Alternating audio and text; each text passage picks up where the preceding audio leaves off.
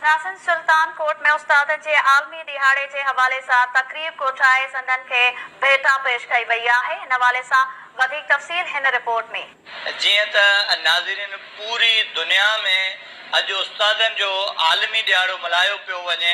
उनमें government boys high school सुल्तान कोट में भी अज उस्ताद ऐं शागिर्द वॾे जोश ऐं जज़्बे सां उस्तादन जो आलमी दिहाड़ो मल्हाए रहिया आहिनि। पीएम हुजे या पटेल हुजे, जंहिं उस्ताद जी इज़त कई आहे उन बाक़ाइदा बिरायो आहे। ऐं असां बि पंहिंजे शागिर्दनि खे इहो ई चवंदासीं त उस्ताद जी इज़त कंदो, उनजो अदब कंदो त अलाह साईं तव्हांजा बि वसीला बुलंद कंदो। उस्ताद ई समाज खे ठाहे थो। तव्हांजे समाज में जेका पॉलिटिशियन आहिनि, डॉक्टर आहिनि, इंजीनियर आहिनि, फौजी आहिनि, सिपाही, जेके बि इदारे सां वाबस्ता माण्हू आहिनि, इनखे उस्ताद ई कुझु ठाहे थो। अॼु उस्तादनि जो आलमी दिहाड़ो आहे। उस्ताद अहिड़ी शइ आहे जंहिंजे ज़रिए सां डॉक्टर पैदा थींदा आहिनि, जंहिंजे ज़रिए सां इंजीनियर पैदा थींदा आहिनि, जंहिंजे ज़रिए सां दुनिया जे अंदरि मुख़्तलिफ़ शोबनि जे अंदरि कमु करण वारा पैदा थींदा आहिनि। जंहिं पेशे खे अल्लाह ताला पसंदि बि फरमायो ऐं इहो नबियुनि जो पेशो करार ॾिनो वियो आहे।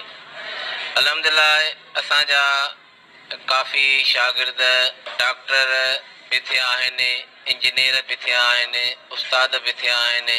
बेसिकली उस्ताद हिकिड़ो क़ौम जो बुनियादी यूनिट आहे जेको सॼी क़ौम खे बिल्ड करे थो, ठाहे थो पियो। इहो उस्ताद ई आहे जंहिंजे वसीले दुनिया जूं सॼियूं क़ौमियूं वेल सिविलाइज़्ड स्किल्ड आहिनि। हर समाज में, हर सिविल सोसाइटी में उस्ताद हिकिड़ो अहिड़ो एलिमेंट आहे जेको हिकिड़ो क़ौम जो वॾो असासो सम्झो वेंदो आहे।